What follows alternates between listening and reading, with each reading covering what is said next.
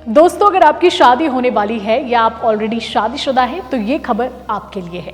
छत्तीसगढ़ में शादी का रजिस्ट्रेशन अब अनिवार्य कर दिया गया है। आदेश के अनुसार जिन दंपत्ति का विवाह 29 जनवरी 2016 के बाद हुआ है, उन्हें निर्धारित समय सीमा के अंदर अनिवार्य रूप से विवाह पंजीयन कराना होगा।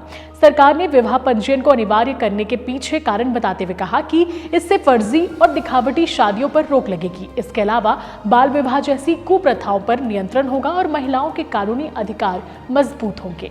विवाह पंजीयन नगर निगम, नगरपालिका, जनपद पंचायत या अधिकृत ऑनलाइन पोर्टल के माध्यम से कराया जा सकता है। अगर आप नगर निगम क्षेत्र में रहते हैं तो आपका पंजीयन नगर निगम कार्यालय में होगा। इसके अलावा चॉइस सेंटर के जरिए भी विवाह पंजीयन कराया जा सकता है।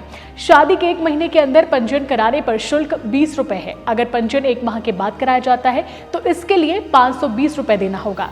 अगर कोई आवेदक मैरिज सर्टिफिकेट बनवाना चाहता है तो वो मूल रूप से भारतीय नागरिक होना चाहिए। साथ ही पति पत्नी की उम्र भारतीय कानून के मुताबिक होनी चाहिए। विवाह के 1 महीने के भीतर मैरिज सर्टिफिकेट के लिए आवेदन करना अनिवार्य है। हालांकि उसके बाद भी मैरिज सर्टिफिकेट के लिए कभी भी अप्लाई किया जा सकता है, लेकिन इसके लिए लेट फीस के साथ साथ मैरिज रजिस्ट्रार से विशेष अनुमति लेनी होती है।